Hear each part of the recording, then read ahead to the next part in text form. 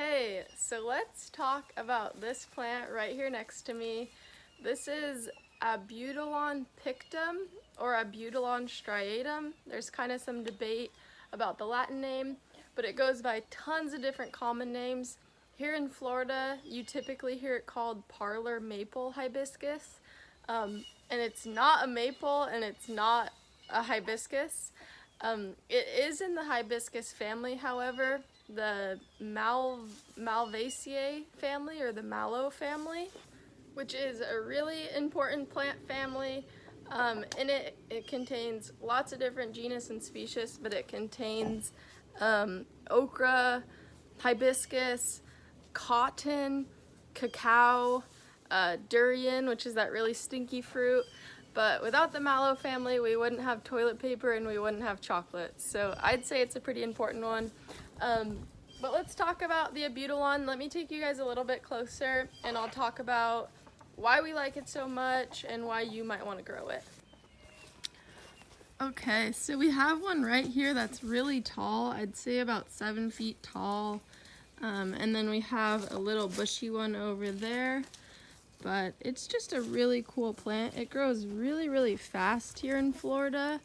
And the thing that is the coolest to me is just the flowers. There's not any really fresh ones on here actually right now. But take a look at that flower. It is just so beautiful. And this is the tiger eye variety, I've heard it called. There's a few different varieties, and most of them are just plain colored, like pink and orange and things like that, but they're still very beautiful. And this is why some people refer to it as flowering maple or parlor maple, is just because this looks like a maple, but again, it's not related. So we are growing this in Zone 9B, Central Florida, and it grows so fast and it blooms pretty much 12 months out of the year. Some people say it blooms spring through fall, but for us here it blooms 12 months out of the year. It is a perennial in Zone 9A to like 11, but you can grow it as an annual in other climates. It really likes the heat though, so grow it in full sun. And it's really easy to grow. It's really easy to just take cuttings from. You can grow it from seed as well.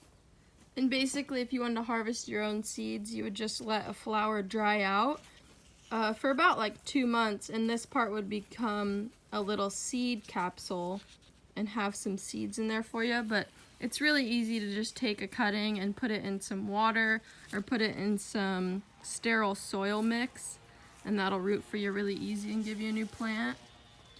And for fertilizer, we don't really feed this thing. It is in some pretty deep mulch down here, which just slowly breaks down and feeds it. Yeah, it's pretty deep. And sometimes our chickens will poop on it, so that'll feed it a little bit. But if you are growing this in some really infertile soil, maybe you'd want to give it something probably higher in the phosphorus and potassium side, just so it does bloom more for you.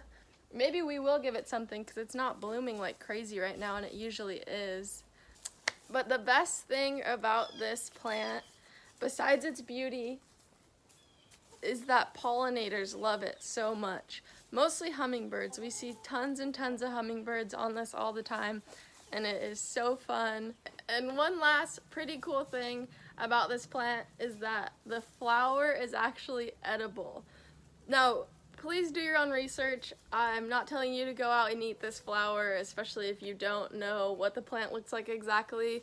And everybody has their own food sensitivities, so I'm not telling you to eat this plant, but we eat this flower occasionally. All hibiscus flowers are edible. This is not a true hibiscus, but this does have edible flowers. And I typically don't eat the whole flower because it's not that tasty, but I'll just pluck it off of the plant. And I'm not sure if you could see this because it's not super fresh. You can't really see it, but there's some juice in here, and it is so sweet. So I'll just eat the tip like this. And it's just like a really sweet lettuce or something. But It's really nice. But yeah, very cool plant to have in the landscape. We love it. It's very fast growing and just fun to watch grow. The flowers are just something else. So yeah, maybe give this a shot if you want to. This is something that we will have for sale in the future, but we do not quite yet. If you want to get cuttings from us, let me know, comment down below, or shoot us an email. But yeah, thank you so much for watching. Okay, so here are some cuttings that I took maybe about a month ago. They grow a little bit slow at first, but they'll start growing pretty fast from here. There are some pros and cons of the water method. It is nice to have them right in the kitchen and watch them grow. It's kind of fun. But I will kind of have to get them used to the outdoors again. So that's why it'd be almost better to grow them outdoors. But it's easier to forget about them as well. So just make sure you're changing this water out every day because it is stagnant water. So you want that to be fresh. Or, I mean, every 2 or 3 days could be okay. Just keep checking on it and make sure it's clean. But yeah, just take your cuttings and strip off most of the leaves. And then another thing I like to do is I cut the last leaf I have on here, I cut in half. So then I know that the next leaf is fresh and it was grown in the cup. But yeah, it's super fun to watch these grow. They're really easy to propagate. And then I'll just put them outside soon after this.